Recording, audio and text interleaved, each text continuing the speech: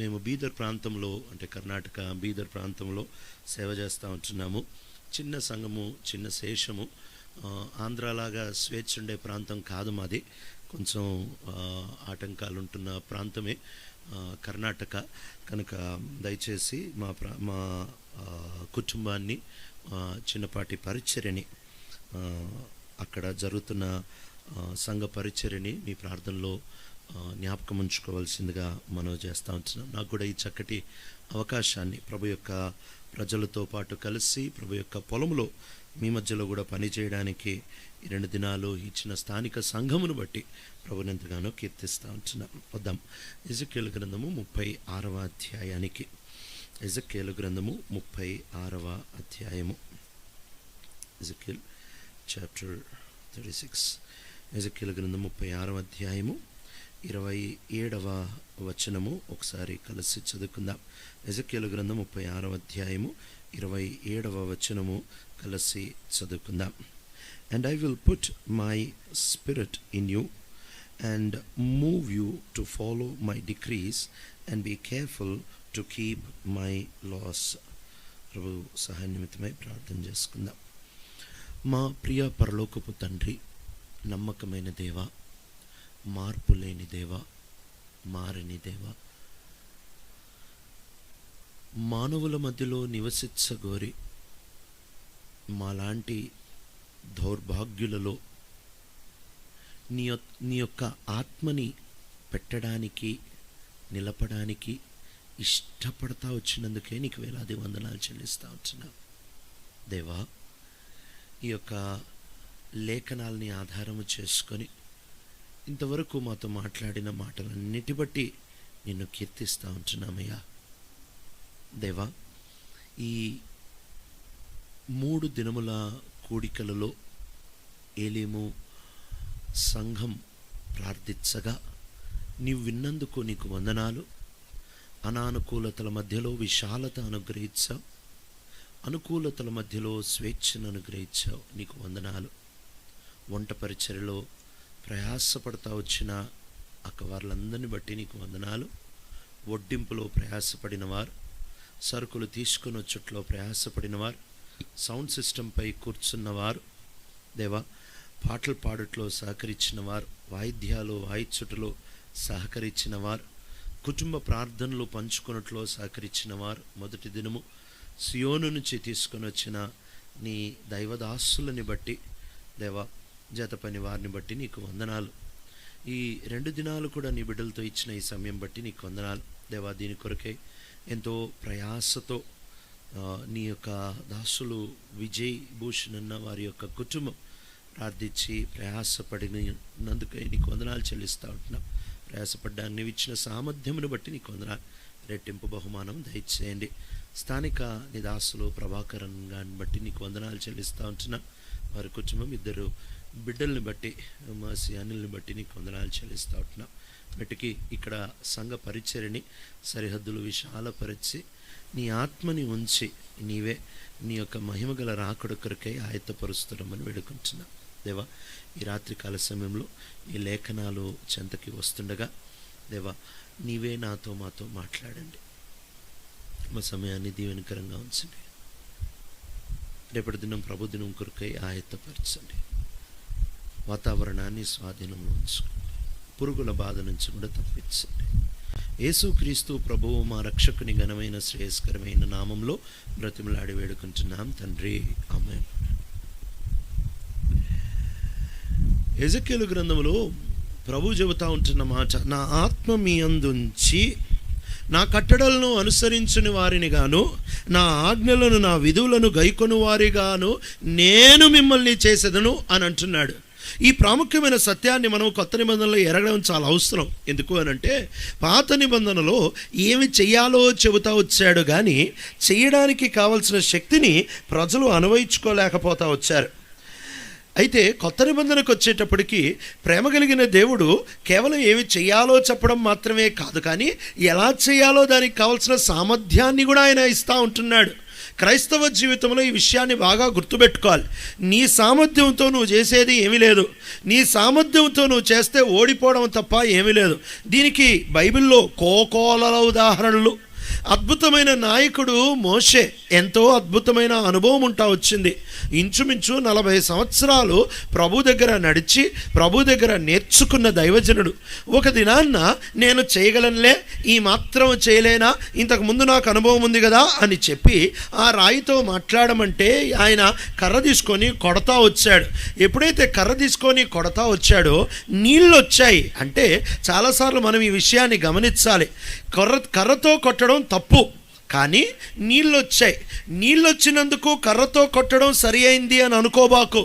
ఏదో ఆశీర్వాదం వస్తుందని, నువ్వు చేస్తున్న పనిలో సఫలత వస్తుందని, నువ్వు చేస్తున్న ప్రార్థనకి జవాబు వస్తుందని, నువ్వు అనుకున్నది జరుగుతుందని, నువ్వు పట్టుకున్న బూడిద బంగారం అవుతుందని, ఇవి ఈ పైన ఉంటున్న ఈ యొక్క విజయాలను బట్టి, ఈ పైన ఉంటున్న ఈ సక్సెస్ని బట్టి ఇక దేవుడు నాతో ఉన్నాడు కదా అని అనుకోవద్దు. ఎందుకు అని అంటే, కొన్నిసార్లు లేఖనాల్ని మనం చదివితే కొన్ని విచిత్రాలు మనకి కనిపిస్తాయి. సాతాను నేను యోబుని శోధిస్తాను అని అంటే ప్రభు సరే అన్నాడు. అంటే సాతాను ప్రార్థనకి దేవుడు ఆమెన్ అన్నాడు యోబు గ్రంథంలో. పౌలు దగ్గరికి వచ్చేటప్పటికి నేను ముళ్ళు పెట్టి పౌలుని బాధిస్తాను అని అంటే సరే అని అన్నాడు. అవును ఆమెన్ అన్నాడు దేవుడు సాతాను ప్రార్థనకి పౌలు విషయంలో. పేతురు విషయంలో నేను జల్లిస్తాను, గోధుమలు జల్లెడి పట్టినట్టు జల్లిస్తాను అని అంటున్నప్పుడు I will sift him as wheat అని అన్నప్పుడు సరే చేసుకోపో అని అన్నాడు. అంటే సాతాను అడిగినవి కొన్నిసార్లు దేవుడు సరే చేసుకోపో అని అన్నాడు. కాబట్టి దేవుడు నువ్వు అడిగింది ఇచ్చినంత మాత్రాన నీ బతుకు బాగుందని నువ్వు అస్సలు అనుకోబాకు. దేవుడు సాతాను కూడా అడిగింది కొన్నిసార్లు వాడికి ఇస్తానే ఉంటాడు. ఇంకో పక్కన చెప్పాలి అని అంటే, మోషే అడుగుతున్నారు కానానికి పోతాను ప్రభా, వద్దు. కానానికి పోతా ప్రభా, లేదు. కానానికి పోతా, ఇంకోసారి అడగబాకు, నువ్వు పోయేది లేదు అంతే. కొన్నిసార్లు ఆయన ప్రార్థనలకి జవాబు ఇవ్వడు, అయినంత మాత్రాన్ని నిన్ను వదిలేశాడని అనుకోవద్దు. పౌలు అంటున్నాడు ముళ్ళు తీ ప్రభా, తీ ప్రభా, నా కృప నీకు చాలు, తీనంతే. సరే ప్రభా. యేసు ప్రభువారు అంటున్నారు గిన్నె యొద్ద నుంచి తొలగించు, అయిన నా చిత్తం కాదు నీ చిత్తం, గిన్నె యొద్ద నుంచి నేను తొలగించను. సరే ప్రభా. కాబట్టి బయట నీకు జరిగే విషయాలతో దేవుడు నీతో ఉన్నాడా లేదా అనే దాన్ని నిర్ధారించుకోవద్దు. దేవుని ఆత్మ ఒక వ్యక్తిలో ఉంటేనే ఆ వ్యక్తి దేవునికి సంబంధించిన వాడు. ఎందరూ దేవుని ఆత్మ చేత నడిపించబడతారో అందరూ దేవుని పిల్లలు అనబడతారు అని పౌలు రాస్తా ఉంటున్నాడుగా. కాబట్టి నువ్వు దేవునితో సంబంధం కలిగిన వాడివి అనే దానికి రుజువు నీ వ్యాపారం కాదు, నీ ఉద్యోగం కాదు, నీ ఆస్తి కాదు, నీ పంట కాదు, నువ్వు చేస్తున్న చేతి పని కాదు, నీ ఆశీర్వాదాలు కాదు.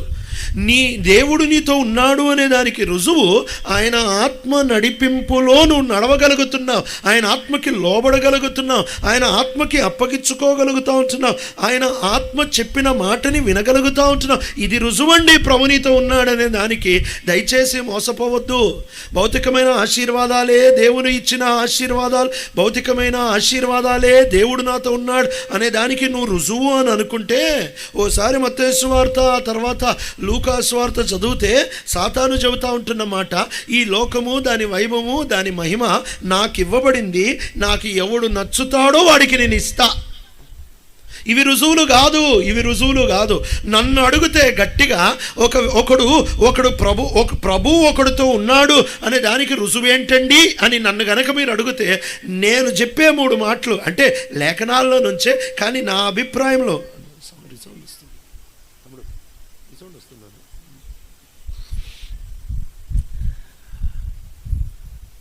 లేఖనాలలో హెబ్రీయులకు రాసిన పత్రిక 12వ అధ్యాయంలో అంటున్నాడు, దేవుడు కుమారులు అనుకుంటే క్రమశిక్షణలోనికి తీసుకొని వస్తాడు. నువ్వు ఒక తప్పు చేసినప్పుడు, లేక ఒక పాపం చేసినప్పుడు, లేక ఒక నిర్లక్ష్యం వచ్చినప్పుడు, నీ జీవితంలో కొంచెం అంతా సర్దుకొని చల్లగా అయిపోతూ ఉంటున్నప్పుడు దేవుడు నీ జీవితంలో జోక్యం చేసుకొని క్రమశిక్షణలోనికి తీసుకొని వస్తాడు. దేవుడు నీతో వ్యవహరించి నిన్ను విరుచుతూ ఉంటాడు. ఇది రుజువు దేవుడు నీతో ఉన్నాడు అనడానికి. 2, నువ్వు దేవుడు నీతో ఉన్నాడు అన్నదానికి రుజువు ఏంటంటే నీ నీ నీ నీ యొక్క శరీరంలో ఎప్పుడూ పోరాటము ఉంటుంది. దేవుడు ఒకనితో ఉంటే వాని శరీరంలో పోరాటము ఉంటుంది. అపోస్తలుడైన పౌలు శరీరంలో పోరాటం ఉండింది. 7వ అధ్యాయంలో రాస్తా ఉంటున్నాడు, రోమీయులకు రాసిన పత్రిక 7వ అధ్యాయంలో, నేను ఏదైతే చేయాలనుకుంటున్నానో చేయలేకపోతున్నాను, ఏది చేయకూడదు అనుకుంటున్నానో అదే చేస్తూ ఉంటున్నాను. నేను చేయాలనుకుంటున్న దానికి చేయడానికి నా దగ్గర శక్తి లేదు, చేయొద్దనుకున్న కీడు నా చుట్టే ఉన్నది. అయ్యో, ఇంత దౌర్భాగ్యమైన శరీరం నుండి నన్ను ఎవడు విడిపించగలడు అని అంటే, శరీరంలో ఒక పోరాటము, పాపముతో ఒక ఎడతెగని పోరాటం ఉంటుంది. ఎప్పటి వరకు ఉంటుంది తెలుసా? ఆ ప్రభుని ముఖాముఖిగా మనం చూసే వరకు, ఆ మధ్యాకాశంలో ప్రభు ప్రత్యక్షమయ్యే నాటి వరకు కూడా నీ శరీరంతో నువ్వు పోరాడుతూనే ఉంటావు. ఎప్పుడైతే నేను బాగున్నా అనుకుంటావో అప్పుడు నువ్వు బాగలేవు, ఎప్పుడైతే నేను బాగలేను అనుకుంటావో అప్పుడు నువ్వు బాగున్నావు అని బైబిల్ చెప్తుంది. పౌలు దేవుడికి దూరంగా ఉన్నాడు. దూరంగా ఉండి ఏం చెప్తున్నాడంటే, నేను ఫరిసేయుడిని బాగున్నా, నేను హెబ్రీయుడిని బాగున్నా, నాకు సున్నత అయింది, నేను బాగున్నా, నేను నిష్ట కలిగిన వాడిని, నేను సంఘాన్ని హింసించిన వాడిని, నేను ధర్మశాస్త్రం విషయంలో అనింద్యుడిని అని చెప్పుకుంటున్నాడు. దేవునికి దూరంగా ఉండి బాగున్నాను అని అనుకుంటున్నాడు. అసలు బాగలేని బతుకది. దేవునితో బాగుండి అంటున్నాడు, నా బతుకు బాగలేదు, నేను ప్రతిదినం చచ్చిపోతున్నాను, నేను ప్రతిదినము ఐ డై డైలీ, ప్రతిదినము చావునకు లోనవుతున్నాను, నేను నా శరీర నైజముతో పోరాడుతూ ఉంటున్నాను. కాబట్టి దేవుడు నీతో ఉన్నాడు అనే దానికి రెండవ రుజువు ఏంటి తెలుసా? నీ శరీరంలో నువ్వు పాపంతో ఎప్పుడూ పోరాడుతూనే ఉంటావు. ఇది ఆగని వ్యాయామము. This is a never ending exercise in the life of a believer. ఒక విశ్వాసి జీవితంలో అంతు లేని వ్యాయామం ఏంటి అని అంటే, ఆ వ్యక్తి శరీరంలో పాపంతో పోరాడుతూనే ఉంటాడు, కళ్ళతో పోరాడుతూనే ఉంటాడు, మాటతో పోరాడుతూనే ఉంటాడు, చేతులతో పోరాడుతూనే ఉంటాడు, హృదయ ఆలోచనలతో పోరాడుతూనే ఉంటాడు. అపోస్తలుడైన పౌలు రాస్తూ ఉంటాడు, నేను ప్రతి ఆలోచనని చెరపట్టి క్రీస్తుకి విధేయతలోనికి తీసుకొని వస్తూ ఉంటున్నాను. చాలా మంచి అలవాటు ఇది. యేసు నీతో ఉన్నాడనే దానికి రుజువులు ఇవే. ఏంటి తెలుసా? నీ ఆలోచనలు విచ్చలవిడిగా తిరగడానికి నువ్వు వదిలిపెట్టవు. ఒక ఆలోచన లోపల ఆరంభము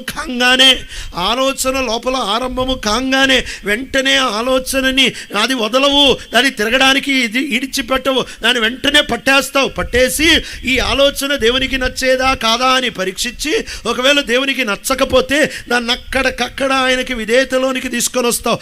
ఆ ఆలోచనను కొంచెం ముందుకు కూడా తీసుకెళ్ళడానికి ఇష్టపడవు.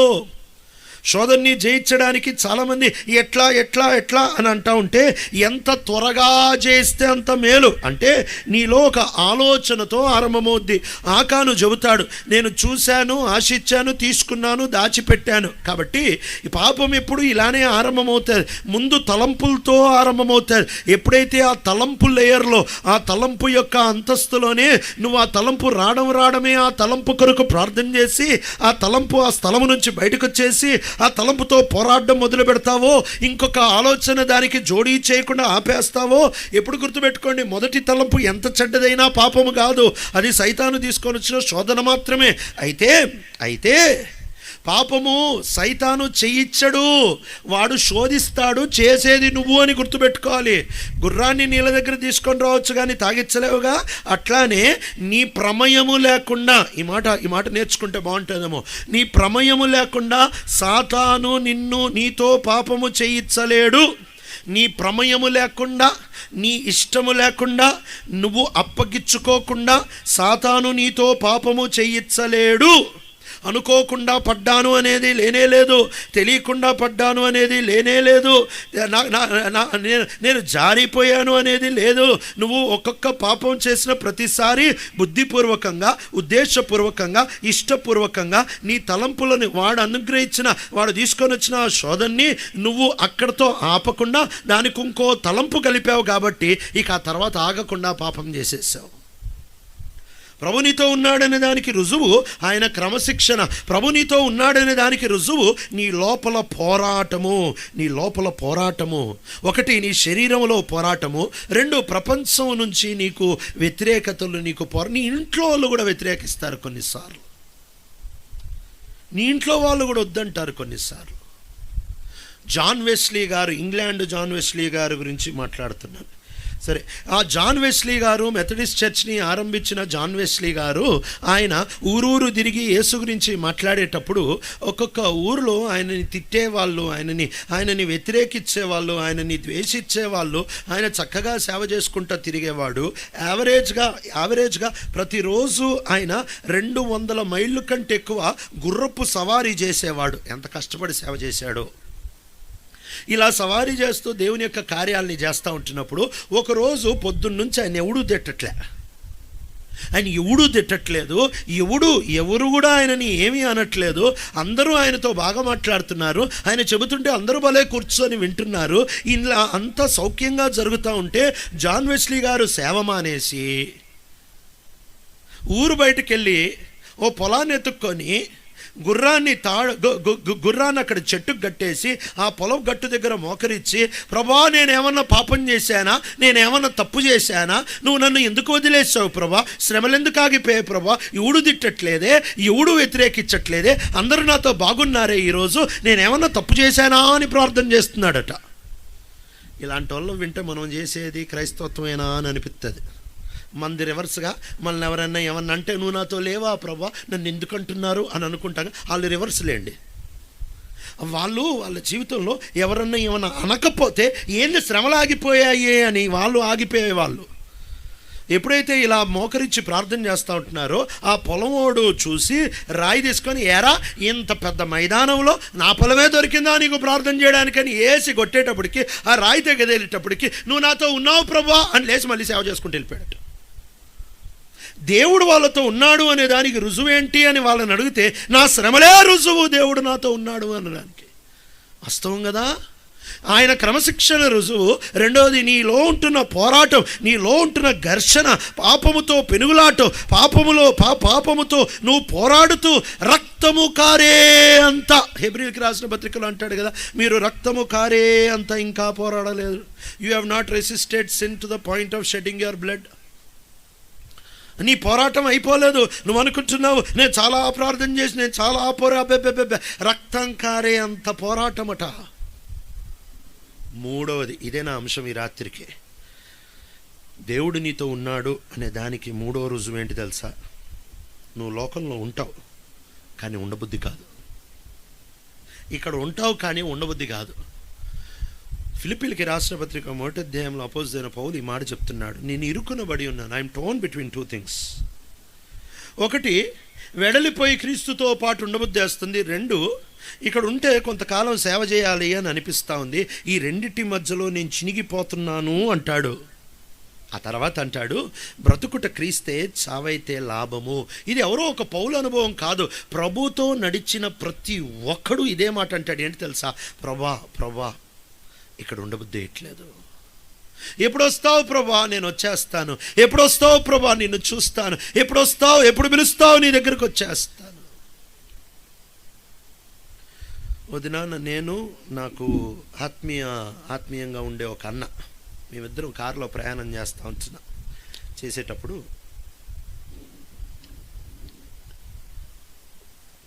ఆయనతో మాట్లాడుతూ నేను అన్నా ఈ మధ్యకాలంలో ఉండబుద్ధి వేయట్లేదన్నా, ఏసై ఎప్పుడు వస్తాడు? వెళ్ళిపోబుద్ధి వేస్తుంది. అసలు ఏముందని ఈ ప్రపంచంలో వెళ్ళిపోబుద్ధి వేస్తాను, ఉండబుద్ధి వేయట్లేదు అని నేను పంచుకుంటుంటే ఆయన అంటున్నాడు, నువ్వు ఇంకా ఆయన రాకడ కోసం ఎదురు చూస్తున్నావా? నాకు అసలు ఉండబుద్ధి టోటల్గా వేయట్లేదు. నేను రోజూ రాత్రి పడుకునేటప్పుడు ప్రార్థన చేస్తున్నా. ఏం ప్రార్థన చేస్తున్నా అంటే, ప్రభువా ఈ రాత్రి నన్ను తీసేసుకో ప్రభువా, రేపు పొద్దున్న నేను కళ్ళు తెరవకూడదు, నిన్నే చూసేయాలని ప్రార్థన చేస్తున్నాడు. ఆయన ప్రార్థన చేస్తున్నాడు. ఆ మాటలు మాట్లాడుకుంటే ఇద్దరికి ఎంత సంతోషం వేసిందో. మనం ఇక్కడ వాళ్ళం కాదు, ఇక్కడ మనకేమీ లేదు. ఏదో అద్దెకు వచ్చాము, కొంతసేపు ఉంటాం, వెళ్ళిపోతాము. పిల్లలు యెహోవా అనుగ్రహించు స్వాస్యము అని మన బైబిల్లో మనం చదువుతాంగా. దాని అర్థం ఏంటో తెలుసా? హెబ్రీ భాషలో వాస్తవంగా దాని అర్థం ఏంటో తెలుసా? దాన్ని అచ్చంగా హెబ్రీ నుంచి తర్జుమా చేస్తే, మరి ఎందుకు మనకు అలా తర్జుమా చేశారో తెలియదు కానీ హెబ్రీ భాషలో అచ్చంగా తర్జుమా చేస్తే బైబిల్ చెప్తా ఉంటున్న మాట ఏంటంటే, పిల్లలు దేవుడు అనుగ్రహించిన బాడుగా. అంటే దేవుడు పిల్లల్ని రెంట్కిచ్చాడు, లీజుకిచ్చాడు. వాళ్ళు నీ వాళ్ళు కాదు, వాడుకొని మళ్ళీ ఆయనకి ఇచ్చేయాలి. ఎక్కడగుతాడు? నీ జీవం కూడా అంతే. ఏది నీది కాదు. మనం గృహ నిర్వాహకులం మాత్రమే. ఏది నీది కాదు. ఆయన మనకి అన్నీ లెక్కప్ప చెప్పడానికి ఇచ్చాడు. ఏది నీ సొంతం కాదు. నీ దేహం గురించి అంటాడు, నీ దేహం దేవుని ఆలయం అని గుర్తెరగరా అంటాడు. నీ డబ్బు గురించి ఆయన అంటాడు, దావీదు అంటాడు ఈ మాట, నీ స్వసంపాద్యములో నుండి అని అంటాడు. అంటే నీ దగ్గర ఉంటున్నదంతా ఆయనదే. నీ దగ్గర ఉంటున్న వస్తువులు, నీ దగ్గర ఉంటున్న భూమి గురించి ఆయన కీర్తన 24:1 అంటున్నాడు, భూమియు దాని సర్వసంపూర్ణతయు, లోకంలో దాని నివాసులు యెహోవావే అంటున్నాడు. నీ ఆయుష్ ఆయనదే. ఆయన నరులారా తిరిగి రండి అంటే వెళ్ళిపోవడమే. ఆయన ఆ మాట పిలవనంతసేపు ఆయన మనకి ఇచ్చిన ఆయన మనకి లీజ్ మీద ఇచ్చాడు ఊపిరి. నీ దేహం ఆయనదే, నీ జీవం ఆయనదే. కొలస్సీ 3:4 చెప్తే అది మనకి జీవమయ్యున్న క్రీస్తు అంటే నీ జీవం కూడా క్రీస్తే, నీది కాదది. ఏదే నీది కాదు. ఆయనని ఎంత ఆశపడాలి అని అంటే, యేసుతో నువ్వు నడుస్తూ ఉంటే, యేసుతో నువ్వు నిజంగా బాగుంటే నీకు ఆయన మీద ఎంత ఆశ ఉంటుందంటే, కీర్తనాకారుడితో కలిసి నువ్వు కూడా కీర్తన 73:25 చెబుతావు, ఆకాశమందు నీవు తప్ప నాకెవరున్నారు అయ్యా, నీవు నాకుండగా లోకంలోంది ఏది నాకు అక్కరలేదు. అంటే తినడానికి తిండి అవసరం లేదా, పిల్లల ఫీజులు కట్టుకోవడానికి డబ్బులు అవసరం లేదా అని అంటే, తగు మాత్రం టెంపరీగానే బతుకుతావు. నీ నేత్రములు అటువైపు ఉంటాయి, నీ దృష్టి అటువైపు ఉంటుంది, నీ గమనం అటువైపు ఉంటుంది, నీ ఆప్యాయత అటువైపు ఉంటుంది, నీ మనస్సు అటువైపు ఉంటుంది, నీ ఇష్టం అటువైపు ఉంటుంది, నీ భవిష్యత్తు అటువైపు ఉంటుంది. ఇక్కడ ఏముండదు, అంతా అటే. ఇద్దరు మిషనరీలు ఇంగ్లాండ్ దేశం నుంచి విదేశాలకు వెళ్ళారు ప్రభు యొక్క పని చేయడానికి. 4 దశాబ్దాలు ఆ విదేశాల్లో ఉండిపోతా వచ్చారు. ఒంటరితనం గుండా వెళ్ళారు. పలకరించేవాడు ఎవడు లేడు, పట్టించుకునేవాడెవడు లేడు. పేదరికం గుండా వెళ్ళారు, రోగాల గుండా వెళ్ళారు, నిందల గుండా వెళ్ళారు, తృణీకారం గుండా వెళ్ళారు, అర్థం కాని అయోమయ పరిస్థితుల గుండా వెళ్ళారు, చాలా రిస్క్, చాలా ప్రమాదాల గుండా వెళ్ళారు. 40 సంవత్సరాలు సేవ చేసిన తర్వాత వాళ్ళు తిరిగి వాళ్ళ దేశానికి, ఇంగ్లాండ్ దేశానికి ఓడెక్కి వచ్చేస్తున్నారు. ఇంగ్లాండ్ దేశానికి ఓడెక్కి వచ్చేటప్పుడు ఆ ఓడ ఎత్తుబాగాన్న వెళ్ళి దరి కనిపిస్తూ ఉంటుండగా, ఇంగ్లాండ్ దేశపు దరి కనిపిస్తూ ఉంటుండగా ఇద్దరు చేతుల్లో చేతులు పెట్టుకున్నారు, భార్యాభర్తలు వ్రేళ్ళ మధ్యలో వ్రేళ్ళు పెట్టుకొని. ఇద్దరు కళ్ళల్లో నీళ్లు రాలిపోతున్నాయి. ఎందుకు అనంటే ఆ ఒడ్డున చూస్తే చాలామంది గుంపులు వచ్చి నిలబడ్డారు. ఒక పెద్ద బ్యానర్ పట్టుకొని ఉన్నారు. ఆ బ్యానర్ ఏం పట్టుకొని ఉన్నారు అనంటే, congratulations for your foreign expedition, మీరు విదేశాల్లో చేసిన అద్భుతమైన పని కొరకై మీకు అభినందనలు అని పెద్ద బ్యానర్ పట్టుకున్నారు.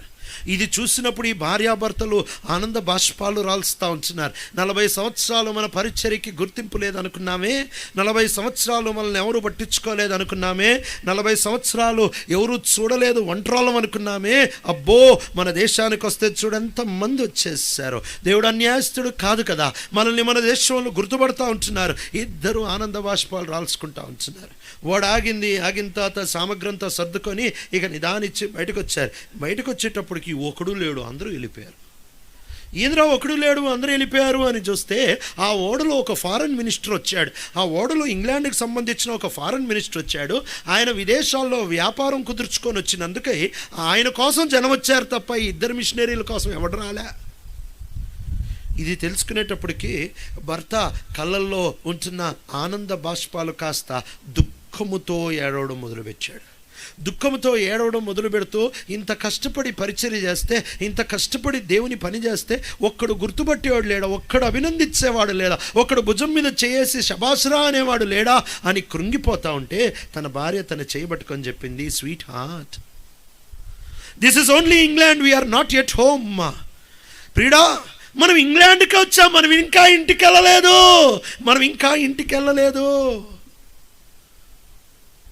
ఒక విశ్వాసి ప్రభుత్వ దగ్గరగా నడిచేవాని జీతం ఇక్కడ కాదు, మనం అక్కడ మన ఇంటికి వెళ్ళినప్పుడు మనకి జీతం ఉంటుంది. పరిశుద్ధాత్మ దేవుడు నీలో చేసే 6వ పరిచర్య ఏంటో తెలుసా? ఆయన మహిమగల రాకడ కొరకై మనల్ని సిద్ధపరుస్తాడు. ఆయన మహిమగల రాకడ కొరకై మనల్ని ఆయత్తపరుస్తాడు. నేను ఎప్పుడు ఉదాహరణ చెప్తుంటా. యేసు ప్రభు తిరిగి వస్తున్నాడు, ఆయన మహిమగల రాకడ కొరకై నేను సిద్ధపడుతున్నాను అని చెబుతూ ఉంటాం. మంచిదే. మా ప్రాంతంలో ఒక ఆయన ఓ రోజు ఇంటికి వచ్చి తన భార్యను తీసుకొని కారు ఎక్కువ, ఇద్దరం ఒక ఊరు వెళ్దాం, ఆ ఊరిలో పొలాలు ఖాళీగా ఉన్నాయి, పొలాలు కొందాం అని చెప్పి కారులో ఎక్కించుకొని తీసుకెళ్ళాడు. ఆ ఊరికి వెళ్తే ఆ ఊరిలో ఉంటున్న పొలాలు అసలు అది పొలం అని కూడా అనడానికి అనర్హమైన, అసలు ఎండిపోయిన భూమి, నీళ్లు లేవు, పనికి మాలిన భూమి. ఎవడు విత్తనం వేయడు, విత్తనం వేస్తే కూడా వేస్ట్ అని తెలుసు అందరికీ. పనికి మాలిన గొడ్డు బారిపోయిన భూమి. ఆ భూమిని చూసి ఈయన భలే ఉంది కదా, నేను ఈడ కొంటాను అని అంటే వాళ్ళ ఆవిడ, ఏమండి ఒకసారి ఆలోచించండి, ఈడ ఎందుకు కొంటారేలే, నేను కొంటాను అంతే అని చెప్పి సర్పంచ్ గారి దగ్గరికి వెళ్ళి ఓ 4 ఎకరాలు కొనేసాడు. కొనేస్తే ఆ సర్పంచ్ గారు ఈయన అనుకుంటున్నాడు, ఈయనను చూసి ఈడెవడో ఈ ఎర్రిగొర్ర పిచ్చి మాయలోహముడు, అసలు మా ఊర్లో పొలాలు ఈడు కొనట్లేదు, ఈడు వచ్చి పట్నం నుంచి వచ్చి మా ఊర్లో పొలాలు కొంటున్నాడు ఏంట్రా అని చెప్పి చాలా ఆశ్చర్యంగా చూస్తున్నాడు ఆ సర్పంచ్ గారు. ఈయన ఇంటికి వచ్చిన తర్వాత ఈయన వాళ్ళ ఆవిడతో అంటున్నాడు, మన పచ్చటి పొలాలు ఆ ఊర్లో ఉన్నాయి కదా, అవి అమ్మేసి ఇంకో 10 ఎకరాలు కొనేద్దాం ఆడా అన్నాడు. ఏమండి మీకు ఎవడని చేతబడి చేశాడా ఏంటి? అంటే ఆ ఊరు వెళ్ళిపోయి కొంటున్నారేంటి? ఆ ఊర్లో ఏముందని కొంటున్నారు? పనికిమాలిన ఊరు, అసలు ఆ పొలం అసలు దేనికన్నా లేదు కొనాలంతే అని చెప్పి అమ్మేసి మళ్ళీ డబ్బులు తీసుకొని వెళ్ళిపోయాడు ఆ ఊరికి. సర్పంచ్ చూసి ఎర్రిగొర్రె వచ్చాడరా మళ్ళీ అనుకొని మళ్ళీ ఇంకో కొన్ని ఎకరాలు అమ్మేశాడు. కొన్ని రోజులు తిరిగాయలేదు, వాళ్ళ ఆవిడతో అంటున్నాడు, మనం ఉంటున్న ఇల్లు కూడా అమ్మేసాడ కొందాం. ఏమండి మీకు ఏమైనా స్క్రూ లూజ్ అయిపోయిందా? మీకు లోపల ఏమైనా పాటలు ఊడిపోతున్నాయి ఏంది? మొన్నటి వరకు బాగానే ఉన్నారుగా, ఉన్నదంతా అమ్ముకుని ఆ పనికి మళ్ళీ భూమి కొంటున్నారు ఏంటి అని అంటే, లేదు కొనాలంటే అని చెప్పి ఇక ఉన్నది అమ్ముకొని మళ్ళీ ఇంకా కొన్ని ఎకరాలు, ఉన్న కారు అమ్ముకొని బండి మీద తిరగడం మొదలుపెట్టాడు, ఇంకో 2 ఎకరాలు కొనేసాడు. ఆ ఊరోళ్ళందరూ ఆయనను చూడంగానే ఒక ఎర్రి గొర్రె వస్తుందిరా అని అనుకునేవాళ్ళు. వాళ్ళ ఆవిడేమో మెంట్లోడైపోయాడు మా ఆయన అని అనుకుంటా ఉన్నారు. ఇదంతా కొన్న 4 నెలలకి ఒక గవర్నమెంట్ ఆర్డర్ వచ్చింది. ఏమని వచ్చిందంటే, పలానా ఊరు మీద నుంచి 6 లైన్ హైవే పడబోతుంది అని వచ్చింది.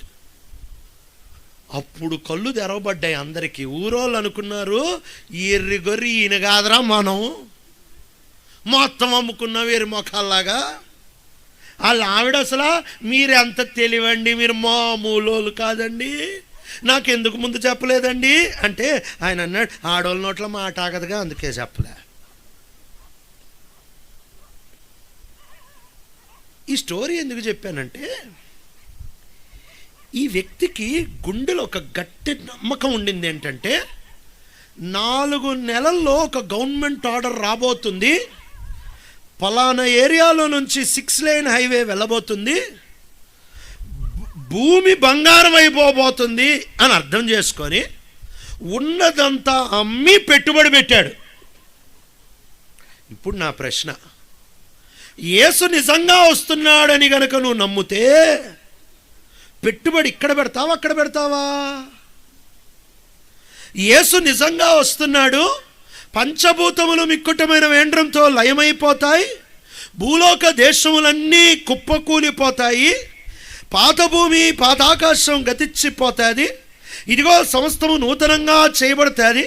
ఈరోజు ఉంటున్న భూమి, ఈరోజు ఉంటున్న కంపెనీలు, ఈరోజు ఉంటున్న ఆస్తులు, ఈరోజు ఉంటున్న ప్రభుత్వాలు, ఈరోజు ఉంటున్న ప్రతీది ఒకరోజు కుప్పకూలిపోబోతా ఉంది. నిలబడేది అచంచలమైన ఆరాధ్యమే అని గనక నువ్వు నిజంగా నమ్మితే పెట్టుబడి ఇక్కడ పెట్టవు అక్కడ పెడతావుగా. నీ పెట్టుబడే మాట్లాడుతుంది నీ విశ్వాసం ఏంటో.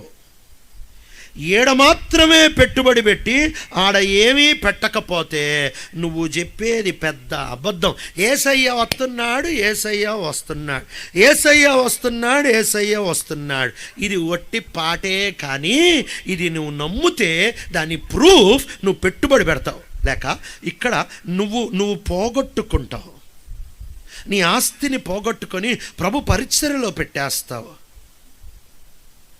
నీ టైంని వినోదాలకి, పనికిమాలిన విషయాలకి, అంటే ఎంజాయ్ చేయొద్దు అని చెప్పట్లేదు, తగు మాత్రం బ్యాలెన్స్, మిగిలింది తీసుకొని నీ సమయం దేవుని పనికి పెడుతున్నాము, కరుణించండి. నీ జ్ఞానం దేవుని పనికి, నీ వస్తువులు దేవుని పనికి, నీ ఇల్లు దేవుని పనికి, నీ దగ్గర ఉంటున్నదంతా అయ్యో ఆ రాజ్యం వచ్చేస్తుంది, ఆ రాజ్యం వచ్చేస్తుంది, గవర్నమెంట్ ఆర్డర్ వచ్చేస్తుంది, 4 నెలల లోపలే కొనేయాలి అని అర్థమై కొనేశాడే. యేసయ్య వస్తున్నాడు, ఏం పెట్టావు అటువైపు అని. పరిశుద్ధాత్మ దేవుడు చేసే అద్భుతమైన పరిచర్య నీ మనసు అటువైపు నిలుపుతాడు. ఇంతకుముందు చెప్పిన 5 పరిచర్యలు ఈ 6వ పరిచర్యలో సమ్మిళితమైపోతాయి. నువ్వు రక్షించబడేది ఎందుకు అని అంటే, ఒకరోజు యేసు వస్తాడనే నమ్మకంతోనే. ఒకవేళ యేసు వస్తాడు అనే నమ్మకం లేకపోతే నీ రక్షణే కాదు. కొరింథీయులకు రాసిన మొదటి పత్రిక 15వ అధ్యాయం 19వ వచనంలో, ఈ లోకం మటుకే మనము యేసుని నమ్మిన ఎడల మనంత దౌర్భాగ్యులు ఇంకోలు లేరు అని బైబిల్ గ్రంథం సెలవిస్తుంది. సమస్తమును మీ చేతుల్లో పెడుతున్నాము, కరుణించండి. అటువైపు నాకు ఒక భవిష్యత్తు ఉంది, నేను యేసుతో పాటు ఉండబోతున్నానని నమ్మితేనే రక్షణకి విలువ. అద్భుతాలు చేసే దేవుడు. నేను యేసు దగ్గరికి వెళ్ళబోతున్నాను అంటేనే నువ్వు అటు ఆకర్షణీయంగా చూస్తావు, నువ్వు ఇక్కడోడువైతే ఇక్కడ ఆకర్షణీయంగా చూస్తావు, అక్కడోడువైతే అక్కడ ఆకర్షణీయంగా చూస్తావు. లోతు ఇక్కడోడు కాబట్టి కనులెత్తి సొదొమ ప్రాంతం అంతటిని ఐగుప్తు దేశం వలెను యెహోవా తోట వలెను నీరువారు స్థలముగా చూస్తా వచ్చాడు. అబ్రహాము అటువైపోడు కాబట్టి అబ్రహాం ఆస్తి ఇక్కడ భూమి మీద కాదు, అబ్రహాం ఆస్తి దేవుని దగ్గర తన షేర్ హోల్డర్ కాబట్టి అటువైపు చూస్తే దేనికి దేవుడు శిల్పి నిర్మాణకుడు అని అంటున్నాడు. ఈయనేమో ఇక్కడ భూమిని చూస్తున్నాడు, అబ్రహాం ఏమో అక్కడ భూమిని చూస్తున్నాడు. నువ్వు యేసుని ఆకర్షణీయంగా ఎప్పుడు చూస్తావు అని అంటే, ఆయన ఒకరోజు వస్తాడు, ఆయన నేను చూస్తా. ప్రియా యేసు రాజు నేను చూచిన చాలు, మహిమలో ఆయనతో నేను ఉంటే చాలు. ఆహా బూరెప్పుడు ధ్వనిస్తాడు, ఆహా ఆ తండ్రి ఎప్పుడు పిలుస్తాడు, ఆహా నా యేసు ఎప్పుడు ప్రత్యక్ష, ఆహా ఎప్పుడు వెళ్ళిపోదామా. డిఎల్ మూడీ గారు చనిపోయే సమయాలలో అనారోగ్యతతో పడకబట్టినప్పుడు ఒకరోజు తన కుమారుడు వచ్చి, daddy don't worry, I'm praying for you, daddy బాధపడొద్దు డాడీ, నేను నీ కోసం ప్రార్థన చేస్తున్నాను, నీ ఆరోగ్యం కుదురు పడుతుంది అని అన్నాడంట డిఎల్ మూడీతో. అప్పుడు డిఎల్ మూడీ గారు అన్నమాట, డిఎల్ మూడీ చార్ల్స్ స్పర్జన్ నాకు కరెక్ట్ గుర్తులేదు, మెట్కి వీళ్ళిద్దరు లోకల్. అప్పుడు ఆయన వాళ్ళ కొడుకుని చూసి అన్నాడంట, నా కొరకు ప్రార్థన చేయొద్దు, ఎందుకు అని అంటే, నేను బ్రేక్ఫాస్ట్ నీతో తింటున్నా, లంచ్ నా ప్రభుతో చేస్తాను, today is not the day of my death, it is the day of my coronation. ఈరోజు నా మరణదినం కాదు, ఈరోజు నేను చేసిన పరిచర్య, ఈరోజు నేను పడ్డ ప్రయాస, ఈరోజు నేను చేసిన ప్రయాణాలు, ఈరోజు నేను మాట్లాడిన మాటలు, ఈరోజు నేను రాసిన పుస్తకాలు, ఈరోజు నేను గొంతు చించుకొని వేసిన కేకలన్నిటికీ నాకు జీతం ఇచ్చే పట్టాభిషేకం చేసే రోజు ఈరోజు. నీ బహుమానం అటు అని గ్రహిస్తే పరిగెత్తవా? జీవితాంతము పత్రికలలో పౌలు నడక అనే రాశాడు, నడవడం గురించే రాశాడు. కానీ మరణం దగ్గరికి వచ్చేటప్పటికి ఏమంటున్నాడో తెలుసా, నా పరుగు పందాన్ని తడముట్టించాను అంటాడు. అంటే పరుగు ఇక ఆగట్లే, పరుగుడుతున్నాడు. ఏందంటే నా ప్రభు ఉన్నాడట. పరిశుద్ధాత్మ దేవుడు నిన్ను రక్షణలోనికి తీసుకొని వస్తాడు. నువ్వు ఎంత పోగొట్టుకుంటున్నావు, ఎంత త్యాగం చేస్తున్నావు, ఎంత తెగిస్తున్నావు నీ ప్రభు కొరకు, ఎంత రిస్కులో పడుతున్నావు నీ ప్రభు కొరకు, ఎంత రిస్కులో పడుతున్నావు. ఇది చూపిస్తుంది యేసయ్య తిరిగి వస్తున్నాడు అనే నీ నమ్మకాన్ని చూపిస్తుంది. పరిశుద్ధాత్మ దేవుడు నిన్ను సేవలోనికి నడిపిస్తాడు, నిన్ను ఆయన పరిచర్యలోనికి నడిపిస్తాడు. ఎందుకు పరిచర్యలోనికి నడిపిస్తాడు? ఎంతమంది ఉన్నారు, వాళ్ళు సంపాదించిందంతా వాళ్ళే తినుకుంటా, వాళ్ళే తాగుతా, కారు మీద కారు, ఇల్లు మీద ఇల్లు, బట్ట మీద బట్ట కొంటారే. మరి ఇక కొందరున్నారు వాళ్ళ డబ్బులతో దేవుని పరిచర్య చేస్తూ ఉంటున్నారు. మెంటలోల్లా పిచ్చోల్లా కాదు, ఎర్రిగొర్రెల్లాకి ఇక్కడ వాళ్ళు కనిపిస్తారు. కానీ తెలివైన వాళ్ళు వీళ్ళు దేవుని పనికి ఎందుకు ఖర్చు పెడతా ఉంటున్నారు తెలుసా? అబ్బో రాజ్యం రాబోతుంది, ఇక్కడదంతా వేస్టే అని అక్కడ కోసం తెగిస్తున్నారు. ఈరోజు ప్రభు వస్తున్నాడనే నమ్మకం నీకుంటే, ప్రభు వస్తున్నాడనే విశ్వాసం నీకుంటే, మాట కాదు పాట కాదు రుజువు. ఎంత పోగొట్టుకుంటున్నావు, ఎంత కాదనుకుంటున్నావు, ఎంత వదులుకుంటున్నావు ఆయన కోసం.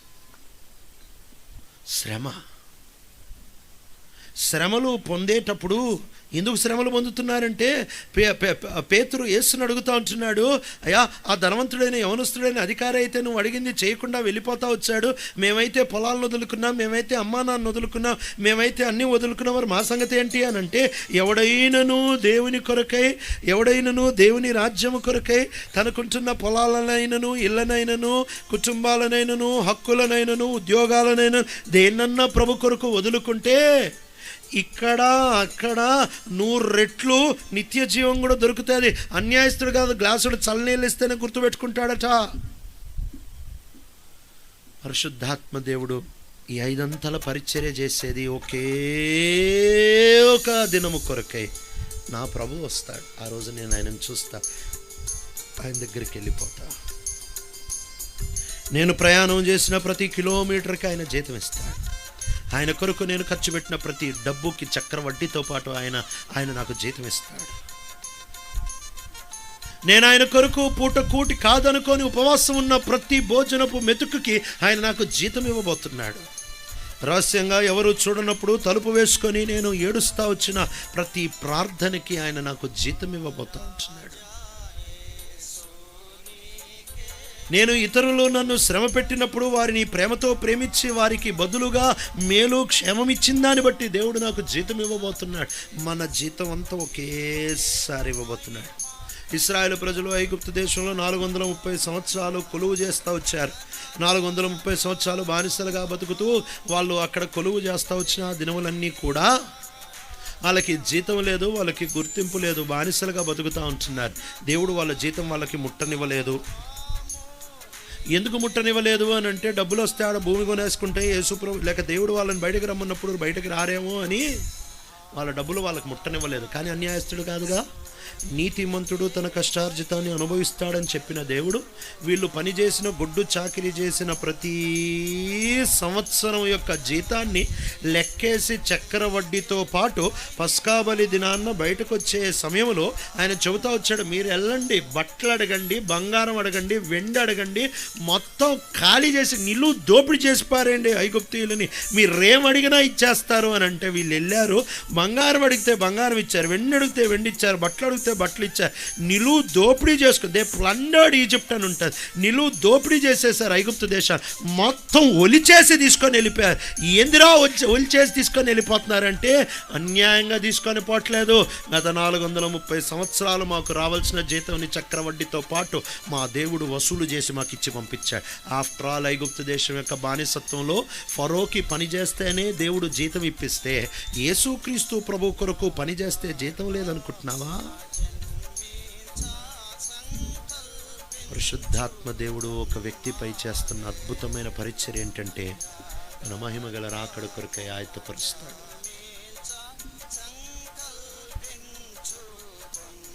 ఆ రోజు నిన్ను నన్ను ప్రభు మధ్యాకాశంలో ప్రత్యక్షమైనప్పుడు తీసుకొని వెళ్ళేది ఎవరు అనుకుంటున్నాం? పరిశుద్ధాత్మ దేవుడే. పరిశుద్ధాత్మ దేవుడు ఆ రోజు ఒక విచిత్రమైన మానవాతీతమైన కార్యం చేస్తాడు. అలాంటి కార్యం అసలు సృష్టిలోనే ఈనాటి వరకు ఎక్కడా జరగలేదు. అలాంటి కార్యం చేస్తాడు. ఏం చేస్తాడు తెలుసా? ఈ మృత్యమైన శరీరమును, ఒక మాట చదువుదాం, కొరింథీయులకి రాసిన మొదటి పత్రిక 15వ అధ్యాయానికి వద్దాం. కొరింథీయులకి రాసిన మొదటి పత్రిక 15వ అధ్యాయం 42, 43, 44 వచనాలు దయచేసి ఎవరైనా చదవగలరా? మృతుల పునరుద్ధానమును, అలాగే శరీరము క్షయమైనదిగా విత్తబడి అక్షయమైనదిగా లేపబడును, ఘనహీనమైనదిగా విత్తబడి మహిమ గలదిగా లేపబడును, బలహీనమైనదిగా విత్తబడి బలమైనదిగా లేపబడును. ప్రకృతి, ఈ మాటకు బాగా గమనించండి, ప్రకృతి సంబంధమైన శరీరముగా విత్తబడి ఆత్మ సంబంధము శరీరముగా లేపబడును అంటే ఆ రోజు జరిగేది ఏంటో తెలుసా? ఆ రోజు జరిగేది ఏంటో తెలుసా? ఈ చేతులు, ఇదే నోరు, ఇదే కాళ్ళు, ఇదే దేహము మహిమా దేహంగా మార్చేస్తాడు. ఆత్మ కలిగి ఉండడం వేరు, ఆత్మ మసుడవడం వేరుగా. ఆ రోజు ఇప్పుడు ఆత్మ కలిగి జీవిస్తే, ఆత్మ కలిగి రక్షించబడి, ఆత్మ కలిగి యేసుని అపేక్షిస్తూ, ఆత్మ కలిగి పరిశుద్ధత కాపాడుకుంటూ, ఆత్మ కలిగి ఆయన కొరకు ప్రయాసపడుతూ, ఆత్మ కలిగి ఆయన కొరకు శ్రమపడుతూ ఉంటే ఒక రోజు రాబోతుంది. ఆహా, ఆ రోజు ఎంత అద్భుతమైన రోజు అని అంటే, క్షయమైనదిగా విత్తబడి అక్షయమైనదిగా లేపబడును. ఈ చేతిని పాతి పెట్టేస్తే, ఈ చేతిని పురుగులు తిని మహా అంటే సంవత్సరం తిరిగే లోపల ఆచూకీ లేకుండా వెళ్ళిపోతుంది కదా. ఆ రోజు ఏం జరుగుతుంది అనుకుంటున్నావు? యేసు ప్రత్యక్షమైనప్పుడు ఆయన కొరకు నమ్మకంగా బతికిన భక్తుల దేహములను పురుగులు తినేస్తుండొచ్చు, మంటతో కాల్చేసి ఉండొచ్చు, సముద్రాల్లో పాతి పెట్టేసి ఉండొచ్చు, ఏళ్ళు సంవత్సరాలు దశాబ్దాలు శతాబ్దాలు తిరిగిపోయి ఉండొచ్చు. వాళ్ళ దేహాలు మన్నుకు మన్నైపోయి అసలు దుమ్మైపోయి ఉంటుంది. కానీ పరిశుద్ధాత్మ దేవుడు యేసు ప్రత్యక్షమైన ఆ రోజు చేసే పని ఏంటి తెలుసా? ఆ దుమ్ములో నుంచి మానవాతీతమైన అద్భుతం, సృష్టిలోనే అతి పెద్ద అద్భుతం ఆ రోజు జరగబోతుంది. ఆ రోజు ఆ దుమ్ముగా కలిసిపోయిన వాడిని దుమ్ములో నుంచి తీసి మళ్ళీ మానవ ఆకారంలోనికి తీసుకొని వచ్చి మహిమాదేహముగా లేపి తన ప్రభుతో ఒకటిగా చేసేస్తాడు. బ్రతికున్న మనము ఈ దేహం ఇక ఉండదు, ఇక నీ శరీరము ఉండదు. నీ శరీరం అమర్త్యత కలిగిన శరీరముగా, ఆత్మీయ శరీరముగా మారిపోతుంది. ఆ రోజు సాల్వేషన్ విల్ బి కంప్లీట్. ఆ రోజు రక్షణ పూర్తయిపోతుంది. ఎలాంటి చక్కటి రక్షణ పూర్తయిపోతుంది అని అంటే, ఆ రోజు ఆత్మీయమైన శరీరంతో తిరిగి లేస్తావు కాబట్టి ఇక నీకు శోధన ఉండదు. ఇక నువ్వు పాపము చెయ్యవు కాదు, చెయ్యలేవు. నువ్వు పాపం చెయ్యబుద్ధి కాదు, నీలో పాపం చేసే సామర్థ్యాన్ని పోగొట్టుకుంటావు. You will become incapable and important to sin. నువ్వు పాపము చేయకుండా ఉండడం కాదు, నువ్వు పాపం చెయ్యలేని స్థితికి వస్తున్నావు. ఆ దినము దూరం లేదు. ఈరోజు కొన్ని రోజులే పోరాడుతూ ఉండు.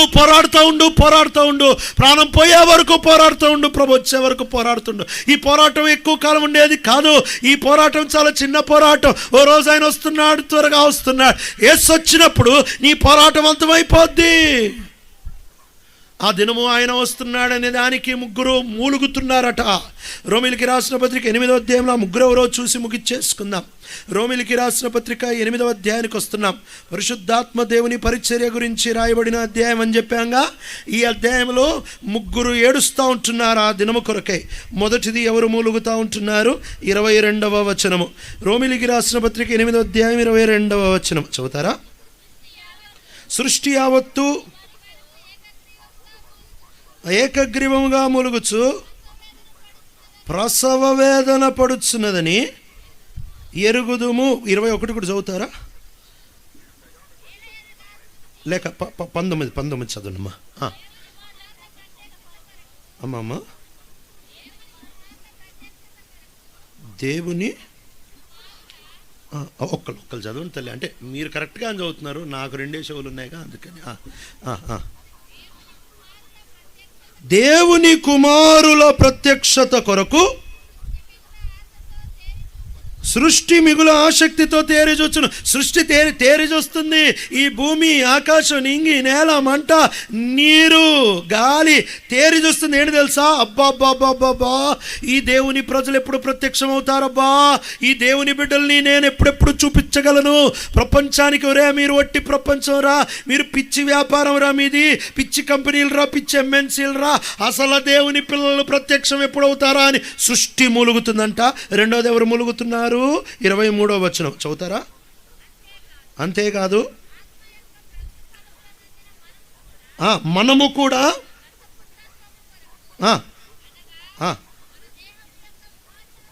మన దేహం యొక్క విమోచన కొరకై కనిపెట్టుచు మనలో మనం మూలుగుచున్నాం. ఆ తర్వాత మనం చదివాం కదా, 22, 23, 24లో పరిశుద్ధాత్మ దేవుడు మూలుగుచున్నాడు. సృష్టి మూలుగుతుంది. ఎందుకు తెలుసా? అది ప్రసవ వేదన పడుతుందంట. ఎందుకు అనంటే దేవుని బిడ్డల్ని చూపిద్దామని.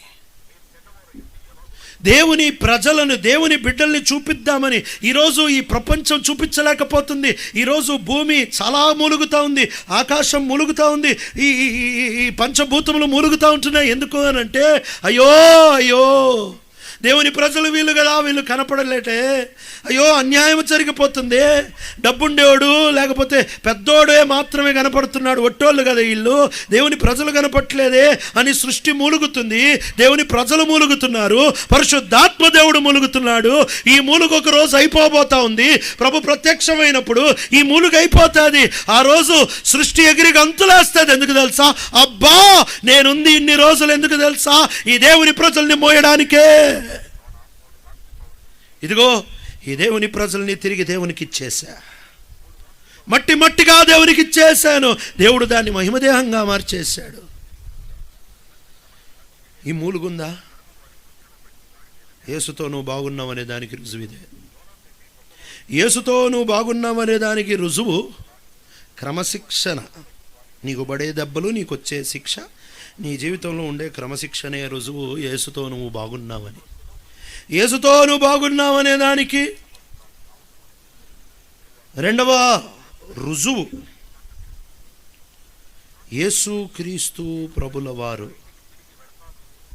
నీ జీవితంలో లోతుగా పనిచేసి పోరాటం గుండా ప్రయాణం చేస్తావు. సుఖపడవు. ఇక్కడ ఇది నాది కాదు, ఇది నాది కాదని పోరాడతాను. శరీరంతో, పాపంతో, లోకంతో, సాతాన్తో పోరాటంలో ఇది రుజువు నువ్వు యేసుతో ఉన్నావని. మూడో రుజువు, ఇక్కడ మనసు ఉండదు, అక్కడ మనసు ఉంటుంది. యేసే ఎప్పుడు వస్తాడా, ఎప్పుడు వెళ్ళిపోతానా? పరిశుద్ధాత్మ దేవుడు ఇవ్వబడిందే ఈ మూడంతల పరిచర్యకు, ఈ ఆరంతల పరిచర్యకు. యేసుని రక్షకుడిగా చూసావా? ఇది పరిశుద్ధాత్మ దేవుడు చేసే మొదటి పని. యేసుని సర్వోన్నతుడిగా, అతి విలువైన వాడిగా చూసావా? ఇది పరిశుద్ధాత్మ దేవుడు చేస్తున్న రెండవ పరిచర్య. నీ జీవితంలో పాపమును అసహించుకుంటూ పాపముని తొక్కిచ్చి పాపం ఇచ్చే ఆనందం ఏంటి? ఒక విశ్వాసి ప్రభుతో కరెక్ట్గా నడుస్తే వాడికి ఒక కొత్త ఆనందం ఉంటుంది. ఏంటి తెలుసా? ఈ లోకస్తుడికి ఒక్క ఆనందమే తెలుసు. ఏంటంటే పాపం ఇచ్చే ఆనందం తెలుసు. ఒక విశ్వాసికి రెండు ఆనందాలు తెలుసు. పాపం ఇచ్చే ఆనందం తెలుసు, పాపాన్ని సంపుతే వచ్చే ఆనందం పాపం ఇచ్చే ఆనందం కంటే ఎక్కువని కూడా తెలుసు. The joy of killing sin is absolutely outrageously more than the joy of sinning. పాపం చేయుట కంటే పాపాన్ని సంపుతే వచ్చే ఆనందం ఎక్కువ. తెలుసా? పరిశుద్ధాత్మ దేవుడు ఈ ఆనందం రుచి తగిలిస్తాడు. ఆయన కొరకు పనిచేసే వాడిగా పరిశుద్ధాత్మ దేవుడు మనల్ని తయారు చేస్తాడు. ఆయన కొరకు శ్రమపడేవాడిగా పరిశుద్ధాత్మ దేవుడు మనల్ని తయారు చేస్తాడు. చివరిగా ఆయన కొరకు ఎదురు చూసేవాడిగా పరిశుద్ధాత్మ దేవుడు మనం తయారు చేస్తాడు. మీ అందు నా ఆత్మని ఉంచి ప్రార్థన చేసుకుందాం. కళ్ళు మూసుకుందాం. ఒకసారి మన జీవితాల్ని ఈ ఆరంతల పరిచర్యలో ఒకసారి పరీక్ష చేసుకుందాం. ఈ ఆరంతల పరిచర్య వెలుగులో ఒక్కసారి పరీక్ష చేసుకుంటావా? యేసుని ఎలా చూస్తున్నావు? యేసుని ఎలా చూస్తున్నావు? యేసు వస్తున్నాడు అనే నమ్మకం ఉందా? ఉంది అని అనొద్దు. పెట్టుబడితో మాట్లాడు. ఏం పెట్టావు? ఏం పెట్టావు? ఏం పోగొట్టుకున్నావు? ఏం కాదనుకున్నావు? ఏం వదులుకున్నావు? ఏం త్యాగం చేసావు? ఏమి ఆయన కొరకు బలిగా అర్పించేసావు? ఏమి కాదనుకున్నావు? అది మాట అండి. యేసు వస్తున్నాడని నాకు నమ్మకం ఉందని చెప్పడానికి.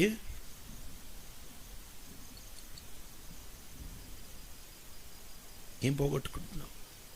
సృష్టి మూలుగుతుంది, విశ్వాసులు మూలుగుతున్నారు, ఆత్మ మూలుగుతుంది. ఎప్పుడు వస్తాడా, ఎప్పుడు వస్తాడా, ఎప్పుడు వస్తాడా? సిద్ధపడ్డావా? ఆయన ఆత్మ నీకు అందుబాటులో ఉంటుండగా నీ జీవితానికి ఆయన చేతికి అప్పగించుకొని ఇక నీ కోసమే బతుకుతాను ప్రభా, ఉన్నదంతా నీ కోసం పోగొట్టేసుకుంటాను, ఎంత ఉంటే అంత ఒలిచేసి వ్యాపారం చేస్తాను ప్రభా, డబ్బులు ఎక్కువ సంపాదిస్తా, నీకు ఇచ్చేయడానికే సంపాదిస్తా. చదువు భలే చదువుకుంటాను ప్రభా, జ్ఞానం సంపాదిస్తా, జ్ఞానాన్ని తీసి నీకు వాడేయడానికే సంపాదిస్తా. శక్తితో ప్రయాణం చేస్తా ప్రభా, నీకోసమే ప్రయాణం చేస్తా. గొంతు చించి కేకలేస్తా ప్రభా, యేసు కోసం కేకలేస్తా. ఆరోగ్యం, శక్తి సమస్తం నీ కొరకు వాడేస్తా ప్రభా. అప్పగించుకుంటావు. ఈరోజన్నా నీ జీవితాన్ని ఆయన చేతిలో పెట్టుకుంటే ధన్యుడివే, ధన్యురాలివి. ఆయన వచ్చినప్పుడు బలా నమ్మకమైన మంచి దాసుడా అని మాట వింటావు. ప్రార్థన చేసుకో.